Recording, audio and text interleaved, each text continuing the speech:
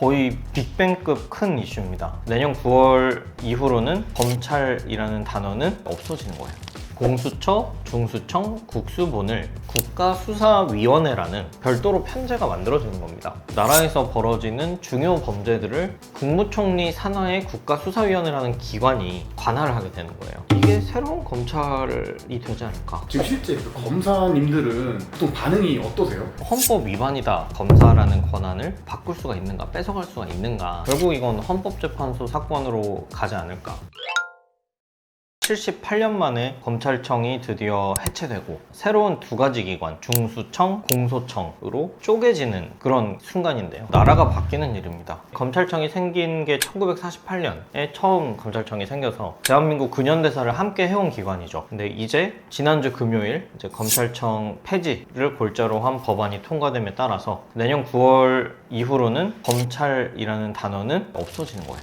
이게 그 법조계에서는 좀 큰 일인가요? 거의 빅뱅급 큰 이슈입니다. 그동안 저희 이제 변호사들은 형사 사건에서 고소를 하죠. 그럼 1차 수사기관은 경찰이죠. 그 다음 어디입니까? 검찰이었잖아요. 근데 검찰이 없어졌대요. 이게 어떻게 되는 거지? 어디로 가는 거지? 네, 그런 이제 혼돈의 카오스인 상황이라고 보시면 됩니다. 근데 검찰 왜 없애는 거예요? 그 대한민국 검찰은 특징이 있어요. 공소권 그리고 수사권 두 개를 한 기관에서 다 갖고 있습니다. 그리고 영장 청구권. 그래서 영장이라 함은 이제 일반 국민의 그 계좌를 열어볼 수도 있고 자유롭게 돌아다니는 사람들을 잡아다가 가둘 수도 있는 강력한 권리거든요. 수사권, 기소권, 영장 청구권 이 세 개만 있으면 못 잡을 사람이 없는 거예요. 다른 나라들의 입법 사례를 봐도 이렇게 한 기관의 권한이 독점된 사례는 좀 드물다는 그 통계 자료가 있거든요. 그렇기 때문에 세계적인 국제사회 기준에 맞춰서 권한을 분산시킨다는 차원도 있는 것 같고요. 다만 어느 정도 좀 준비가 된 상황에서 권한을 분산시키는가 하는 그런 우려도 동시에 존재하는 상황입니다.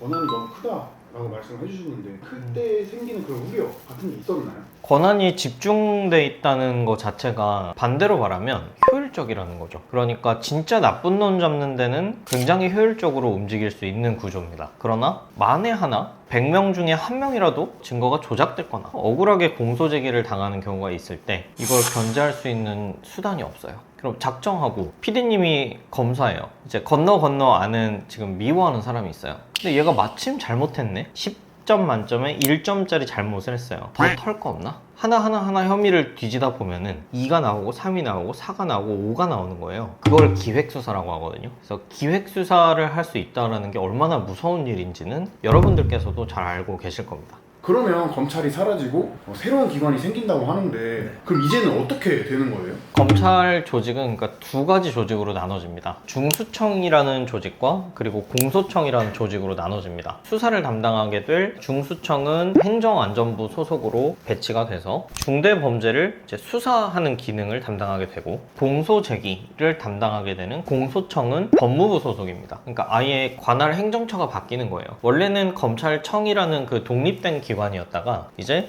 갈라져서 수사 담당하는 기능은 행정안전부 밑으로 그리고 공소제기를 담당하는 기능은 법무부 밑으로 붙게 되는 거죠. 해처모여를 하게 되는 상황이고 그러면 기존에 검찰에서 담당했던 이제 특수사건들 이제 고위공직자의 이제 비리 관련 사건이라든지 중대범죄, 주요 범죄들을 담당하는 공수처라는 새로운 기관이 생기는 거고요. 모든 범죄에 대한 이제 관할을 별도로 가지고 있는 국가수사본부 그래서 그 세 가지 공수처, 중수청, 국수본을 국가수사위원회라는 국무총리 산하의 직속 기관으로 별도로 편제가 만들어지는 겁니다. 그러면 국가수사위원회는 국무총리 직속으로 배치가 될 예정인데 나라에서 벌어지는 중요 범죄들을 국무총리 산하의 국가수사위원회라는 기관이 관할을 하게 되는 거예요. 이게 새로운 검찰이 되지 않을까 예상은 조심스럽게 하고 있습니다.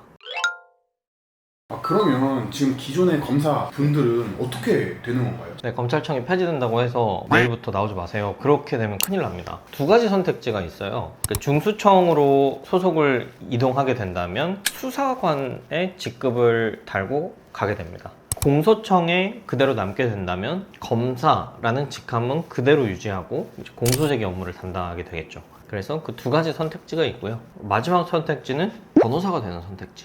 검사의 옷을 벗고 나는 이제 변호사를 하겠다. 그런 선택도 물론 하실 수 있습니다. 지금 실제 그 검사님들은 보통 반응이 어떠세요? 헌법 소원을 지금 제기하려는 움직임이 있어요. 검사의 권한이 헌법에 의해서 부여된 이제 헌법기관인데 법률을 개정함으로써 검사라는 권한을 바꿀 수가 있는가, 뺏어갈 수가 있는가. 헌법이 일반 법보다 위잖아요.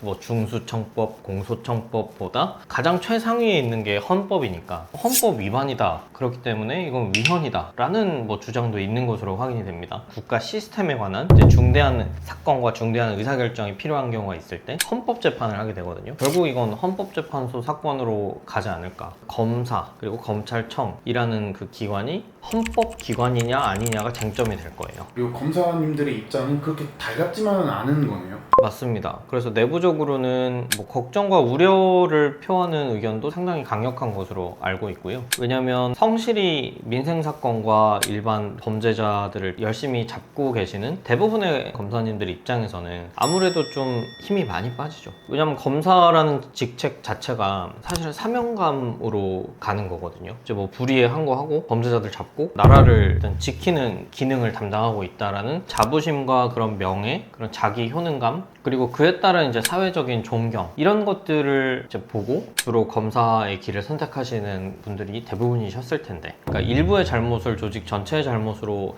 본다는 게 과연 이제 맞냐, 이런 의견도 존재하고 있는 걸로 알고 있습니다. 그러면 이 서초 변호사님들의 반응은 좀 어떤가요? 저희 변호사들은 검찰청이 해체가 되고 국가 형사사법 시스템이 바뀌는 거거든요. 자, 그럼 어떻게 되겠어요? 국민분들 입장에서는 가뜩이나 내가 어떻게 진행되고 어떻게 돌아가는지 모르겠는데 이게 뭐가 바뀌고 더 어려워지는 거예요. 오히려 앞으로는 형사사건 진행을 할 때 변호사가 무조건 필수겠구나 라는 생각이 들어서 뭐 대놓고 저희가 변호사가 많이 필요할 거다 이렇게 하지는 못하고 있지만 저희도 사실은 지금은 이게 어떻게 바뀔지를 매번 이제 주목을 해서 팔로우업을 해야 되는 상황이거든요. 저희도 어려운데 국민분들은 얼마나 더 어려우실까 걱정이 됩니다.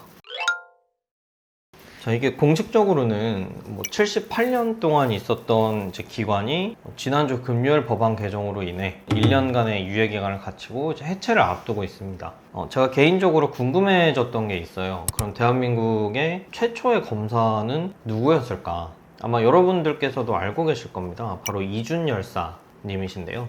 고종 황제의 밀명을 받고 헤이그 만국 평화회의에 파견을 됐던 3인방 중에 제일 왼쪽에 있었던 우리 근현대사책에 나왔던 그 이준 열사님, 대한민국 1호 검사였습니다. 그렇게 일제의 침략을 고발하고 헤이그 특사 입장을 거부당하는 그 이슈가 크게 이슈화 되면서 뭐 100년이 훌쩍 지난 지금까지도 이제 저희가 교과 과정에서 배우게 되는 그런 이제 인물로 남아 있지 않습니까? 검찰이라는 이름은 이제 사라지겠지만 대한민국 1호 검사 이준 열사님의 그 정신은 우리가 계속 기억을 해야 되지 않을까 생각됩니다.